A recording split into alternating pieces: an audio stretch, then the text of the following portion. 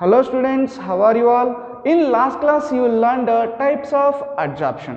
The today's topic is adsorption isotherms. The adsorption isotherms are defined as the variation in the amount of gas adsorbed by adsorbent with pressure at constant temperature can be expressed by means of curve is termed as adsorption isotherms. What is the meaning of this statement is I am taking an example a closed vessel. It is a closed vessel containing a adsorbent. Here is I am taking a charcoal. So this is the closed vessel.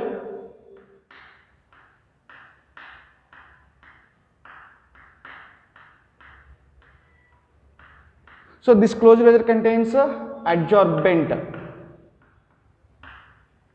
Adsorbent it is a solid form. Nothing but this is charcoal, and this closed vessel I am filling with gas. So these are the gas molecules.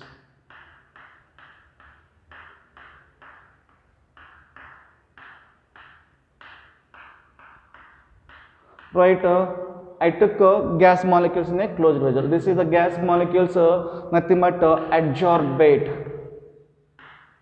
These are adsorbate, nothing but gas molecules. The temperature of this closed vessel, so I am labeling as T. The temperature of the closed vessel is T, and the pressure of the gas inside this closed vessel is P. And T is the temperature, P is the pressure. Here is the adsorbate is a gas molecule and adsorbent is a solid charcoal. So here we are keeping temperature T is equal to constant. Temperature T we are keeping constant. The graph drawn at constant temperature. The graph drawn at constant temperature is called as isotherms. So the graphs drawn at constant temperature are called as isotherms. Now by taking this we can define the adsorption isotherm as the variation in the amount of gas. The variation in the amount of gas adsorbed by adsorbent. Adsorbed by adsorbent with pressure. With pressure at constant temperature can be expressed by means of curves termed as adsorption isotherms. Now let us see the definition. The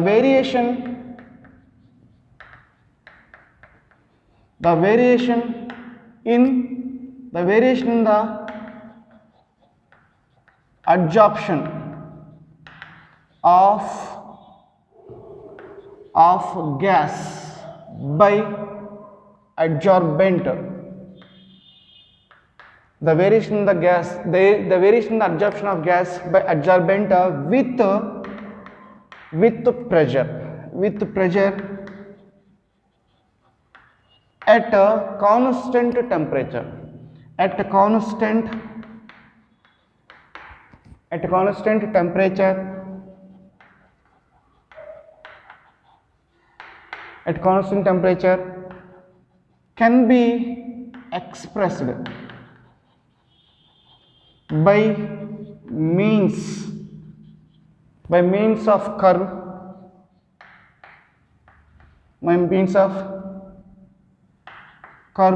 is termed as adsorption isotherms. Adsorption isotherms. Next, Freundlich adsorption isotherms.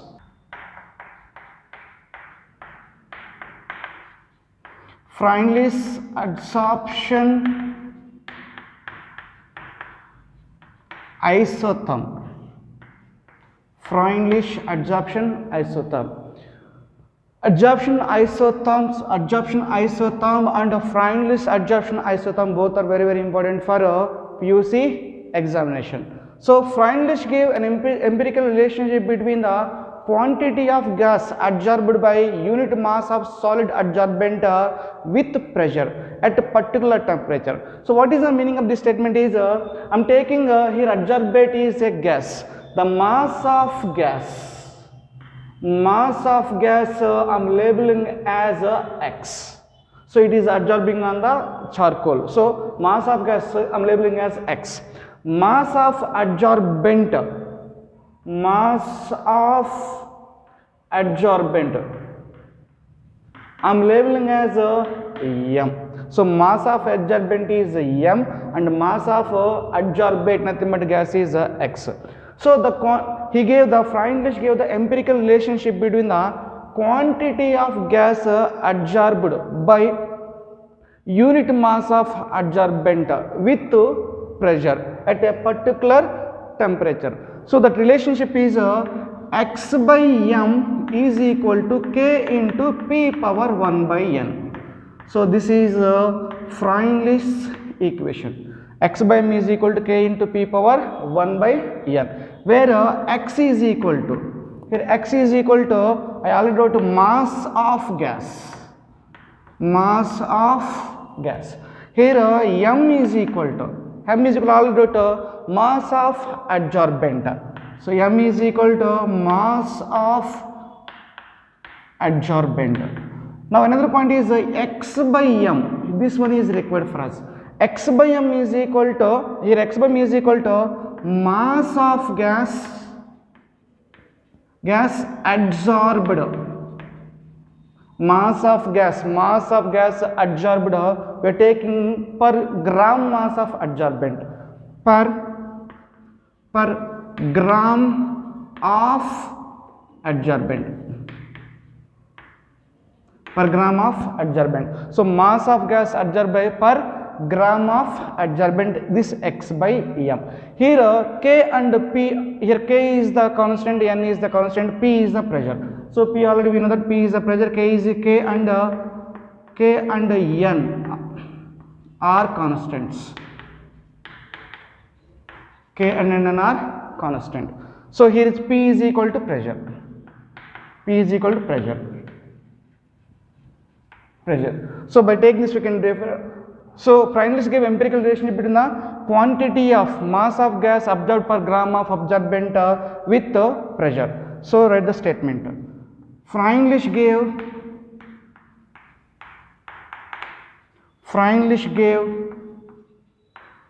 an empirical, I am writing pressure here, P is equal to pressure, gave an empirical relationship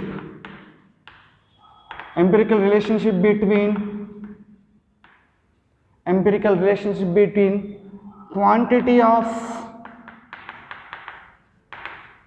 gas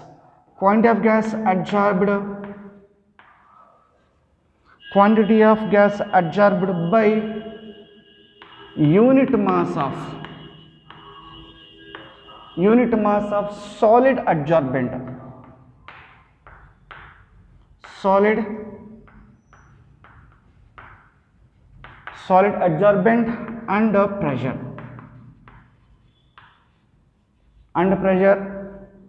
at a particular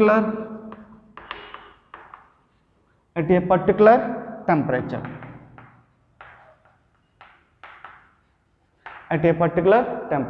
So this is a statement of Freundlich's adsorption isotherm.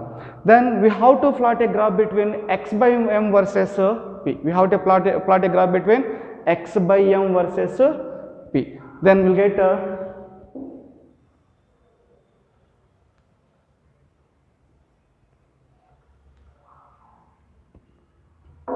I'm taking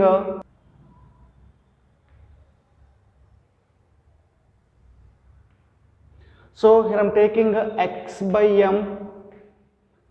This is the increasing value of X by M. Here I am taking a pressure.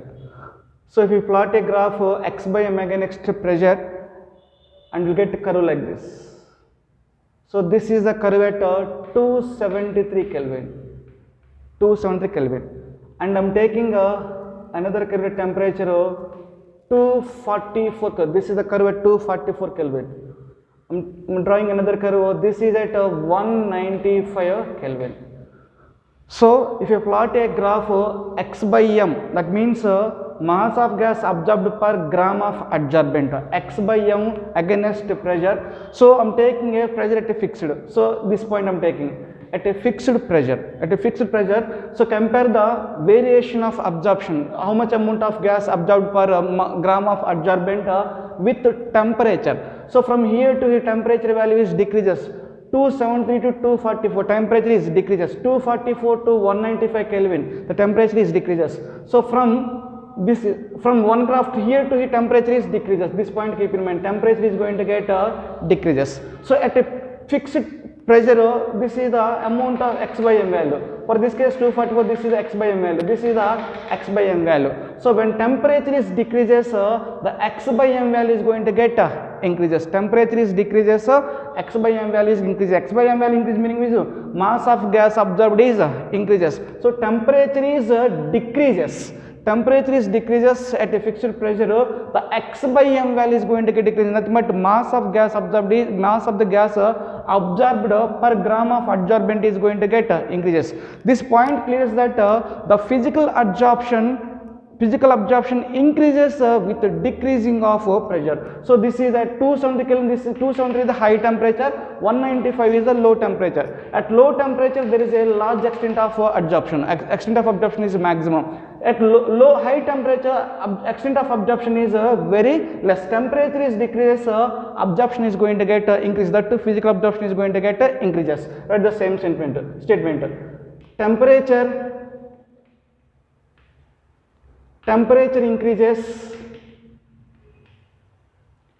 increases, physical absorption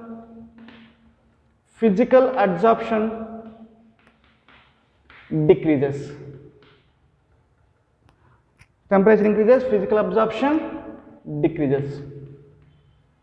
So from this graph you understand, this is the absorption isotherm. Next I'm taking this equation, x by m is equal to k into p power 1 by n. I'm taking that equation, x by m is equal to k into p power 1 by n. So to this equation I'm applying the logs. So both sides I'm applying log, you will get log x by m is equal to, then will get log k into p power 1 by n. So log a into b, nothing but log a plus log b, you will get log k plus log p power 1 by n, isn't it? Then this equation you can rearrange as log x by m is equal to log k plus, so 1 by n into log p. This is another equation. So the validity of Freundlich adsorption isotherm can be verified by using this equation by plotting log x by m against log p. So the Freundlich absorption isotherms can be verified by plotting log x by m against log p. So I'm drawing a graph. So I'm taking log x by m on y axis. This is log x by m on y axis and log p on x axis. So log p on x axis. So if you plot a graph log x by m against log p, you get a straight line with the intercept log k. So intercept is by using straight line equation, y is equal to mx plus c. Here c is intercept is equal to log kc. The intercept on y axis, will give the value of log k. The intercept on y axis will give the value of log k. Here a slope m is equal to 1 by n. Slope is equal to 1 by n. The slope of this straight line will give the value of 1 by n. The slope of this straight line will give the value of 1 by n.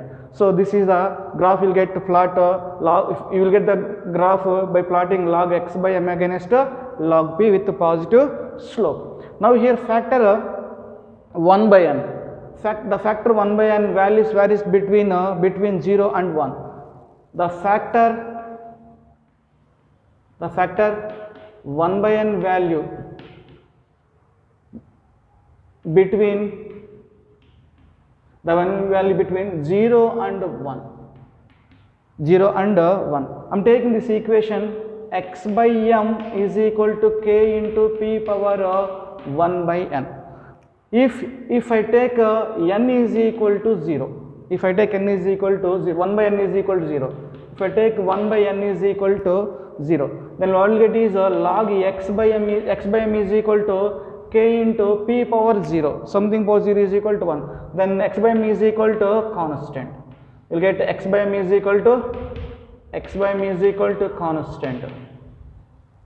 X by m is equal to constant. This indicates that adsorption is independent of pressure.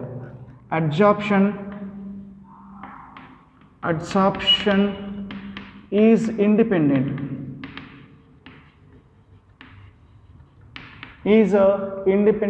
Adsorption is independent of pressure. So second case, this is first one I am taking. The second case what I am taking is if 1 by n is equal to 1.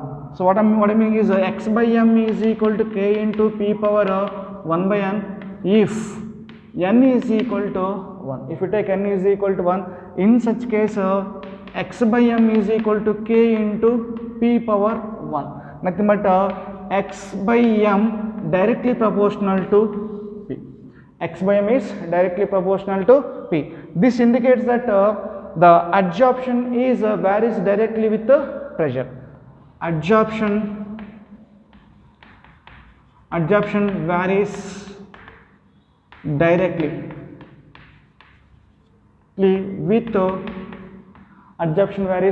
with pressure. So this is Freundlich adsorption isotherms. The formula is Freundlich equation is x by m is equal to k into p power 1 by n. This is Freundlich adsorption isotherm. Next, adsorption from solution phase. Adsorption from solution phase.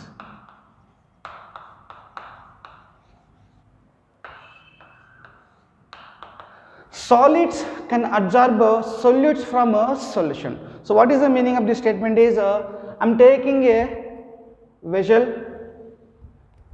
this one I am filling with water.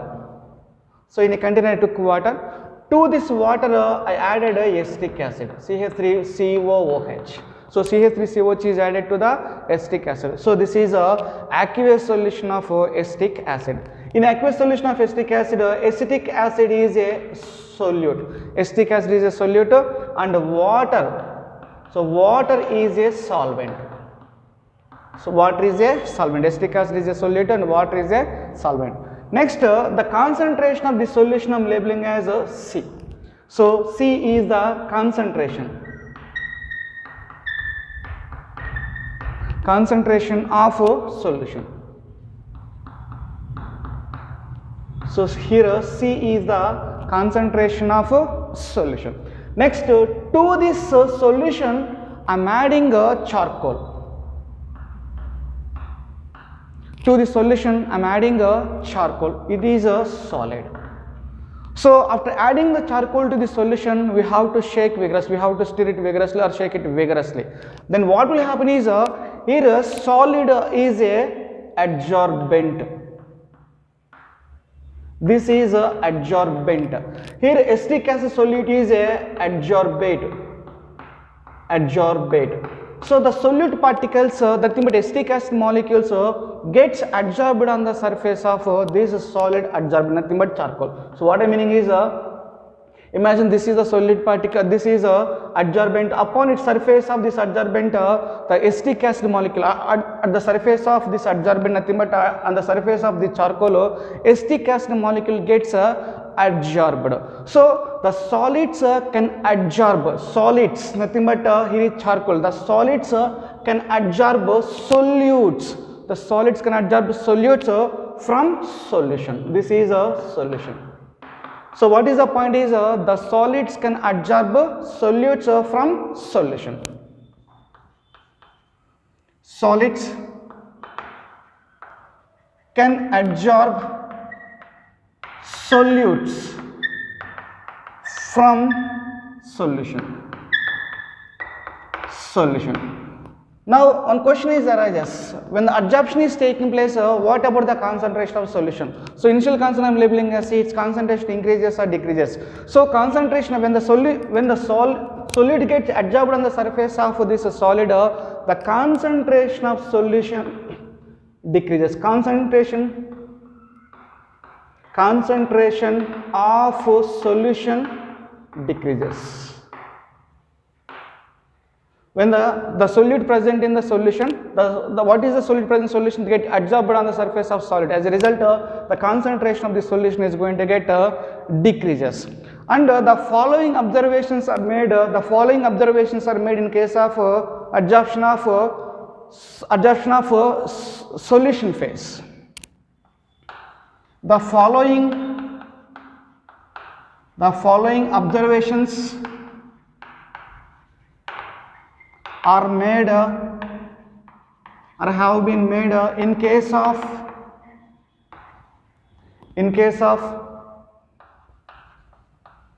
absorption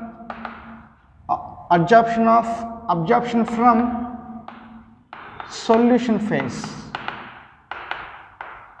Absorption from solution phase. In that first observation, the extent of adsorption decreases with increasing of temperature. If temperature increases, adsorption is going to get decreases. This is the first point. The extent of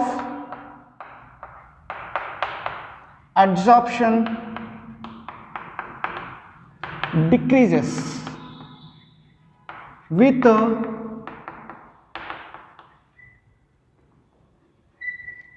increase of temperature. Increase in temperature. The extent of absorption decreases with increasing of temperature. That is point number 1. Point number 2. The extent of adsorption increases with increasing the surface area of adsorbent. The extent of adsorption increases with the extent of adsorption increases with increase in surface area of adsorbent. The extent of adsorption increases with increasing the surface area of adsorbent. So, surface area of adsorbing increases, the extent of adsorption is going to get increases. That is the second observation. The third observation is the extent of adsorption. The extent of adsorption depends on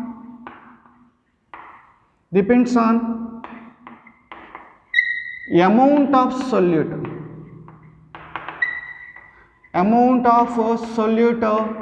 in solution. So, how much amount of solute present in the solution, that also will another factor. This is another observation for absorption from a solution phase. The extent of absorption depends upon amount of solute in solution. So, amount of solute, the extent of absorption depends upon the amount of solute in solution. This is the third point. And the fourth one is the extent of absorption depends upon the nature of adsorbent and adsorbate. The extent of adsorption depends on nature of adsorbate and adsorbent.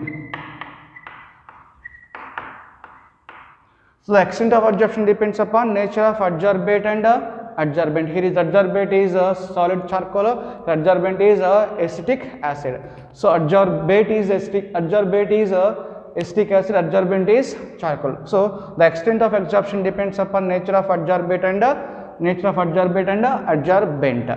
And we can apply the Freund equation to this adsorption from the solution phase. The Freund's equation. Freund's equation. So, what is the Freund equation we have? The Freund equation is x by m. X by m is equal to K into P power 1 by N. So this is the equation for Freundlich's absorption isotherm. But here we are taking a solution in the sense we are not using the pressure. So we are using what? Concentration we are using, not the pressure. So but here is the term is a pressure. This term is the pressure. So the pressure term is replaced by C. So pressure term is replaced by C. Then equation can be modified as so x by m is equal to K into C power 1 by N. K into C power 1 by N. So here C is the equilibrium concentration. C is equal to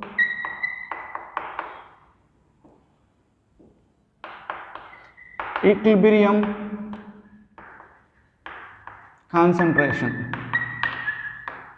C is equal to equilibrium concentration. Then, so taking the logarithms on both sides, then we can get log x by m.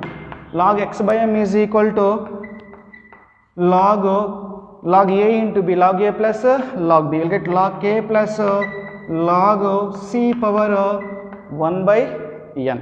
From this equation, log x by m is equal to log k plus 1 by n log c. So this is the equation for absorption from a solution phase. So this is the absorption from solution phase. Next applications of adsorption. In that first one, control of humidity.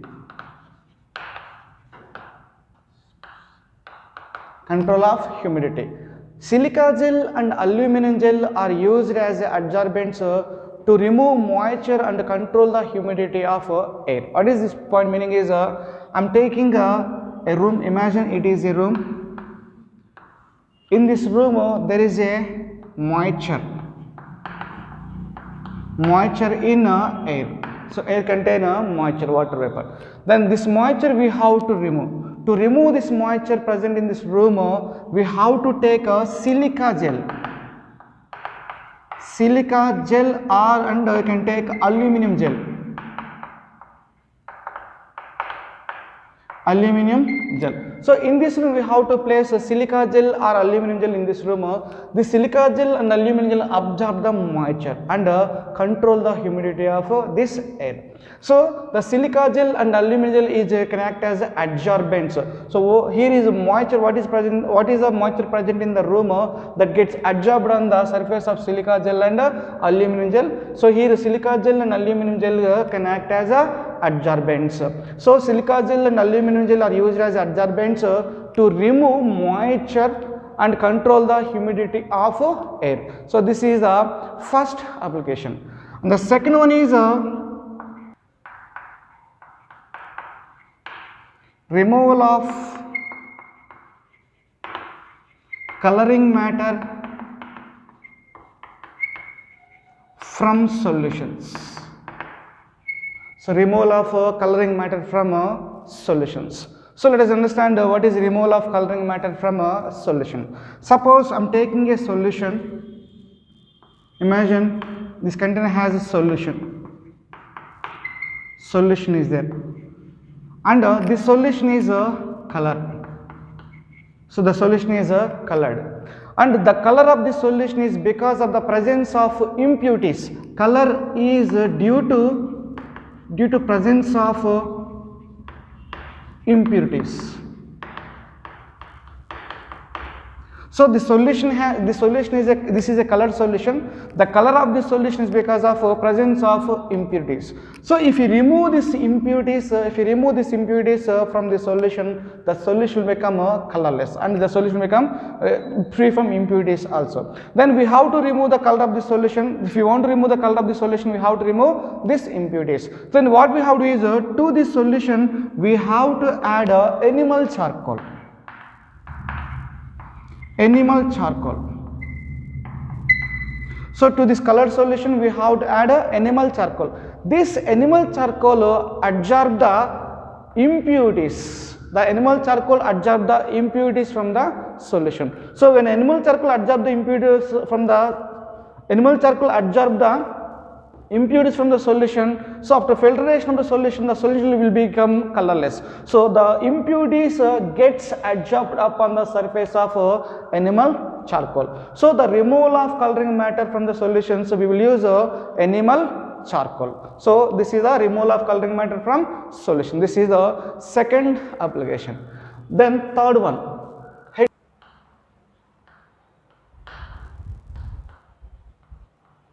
heterogeneous catalysis.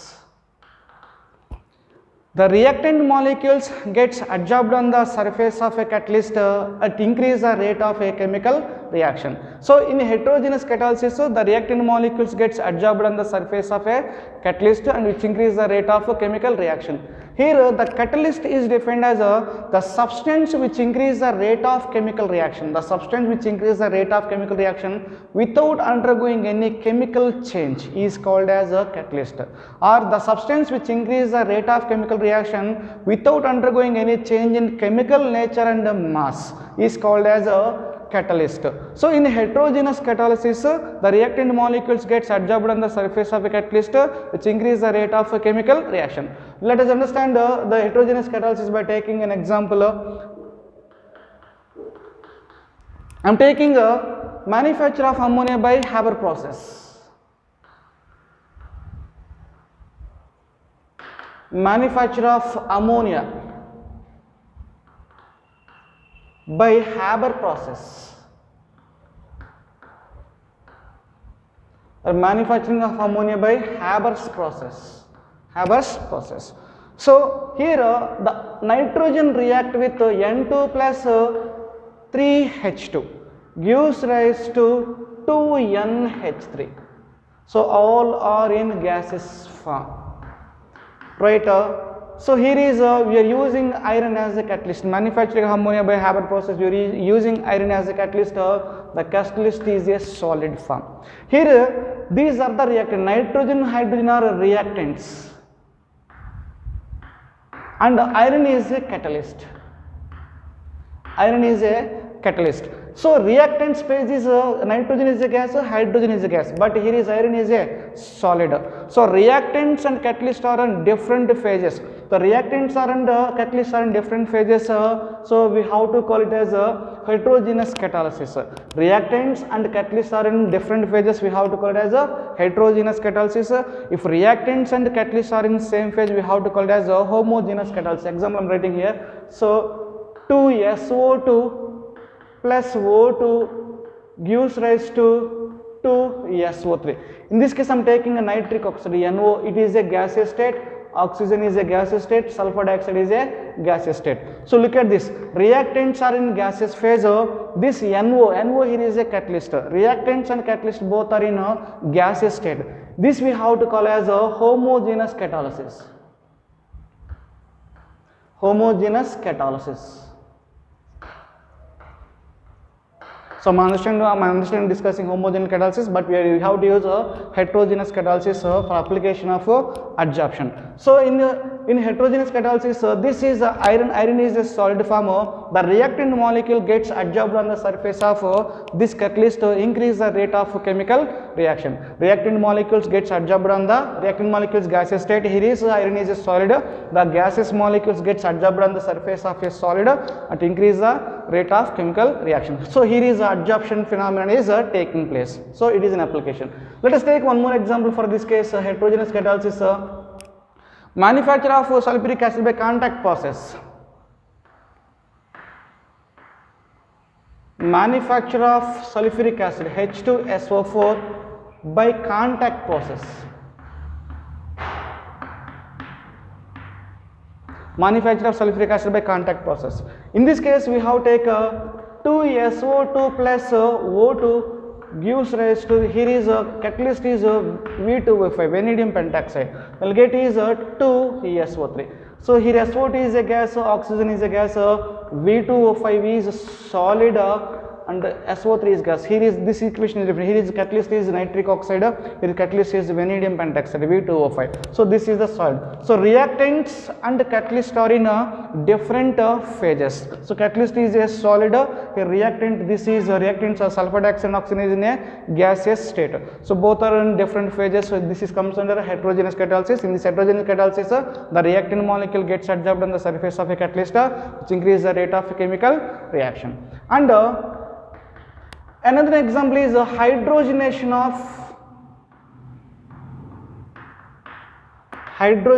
of vegetable oil.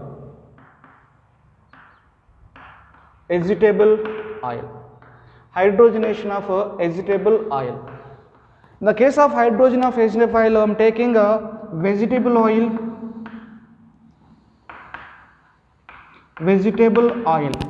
and this one we have to do treat with hydrogen in presence of nickel as a catalyst.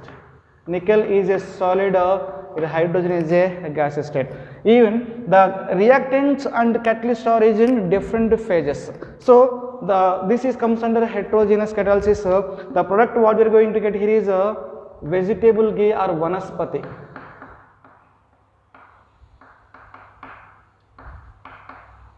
Vanaspati we have to cut as a vegetable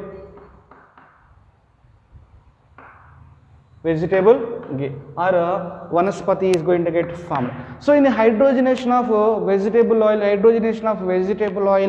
so here we are using nickel as a catalyst. This nickel is a solid and hydrogen and these reactants are gases. Here is gaseous form.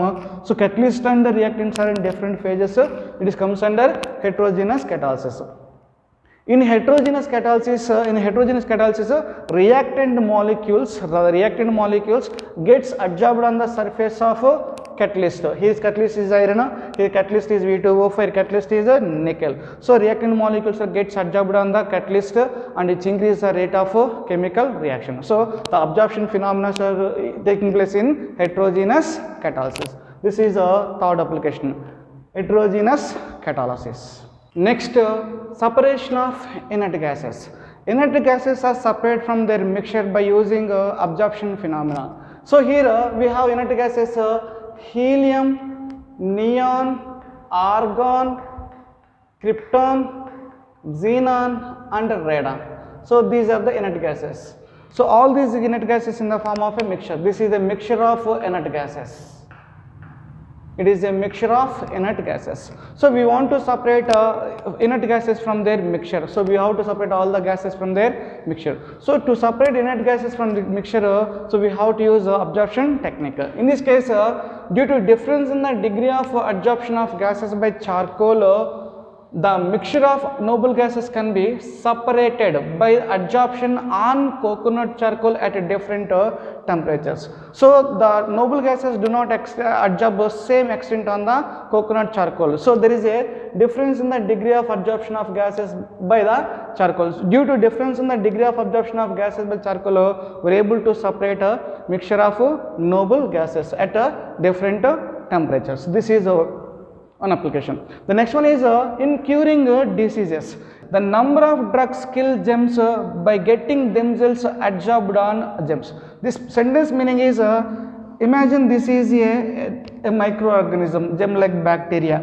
Then we are using a drug. So we are using a drug. This drug can adsorbed on the surface of this microorganism. The drug is adsorbed on the surface of microorganism and the drug will kill these microorganisms. So the number of drugs kills germs by getting themselves adsorbed on germs. So in curing diseases we will use adsorption technique. It is an application. Next, gas mask. So if you look at the coal mines, in the coal mines the people will use gas mask. The gas mask contains gas mask is a device which contains activated charcoal or a mixture of adsorbent.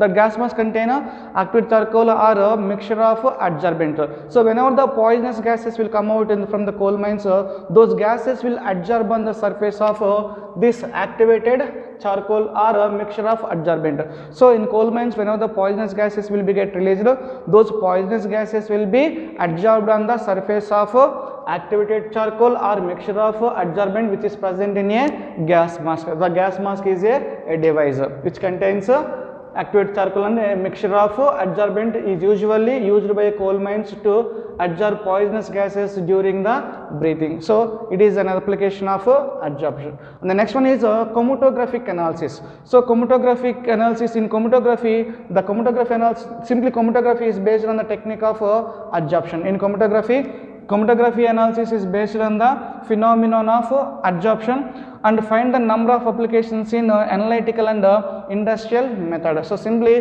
chromatography is a technique which is based on the technique of adsorption.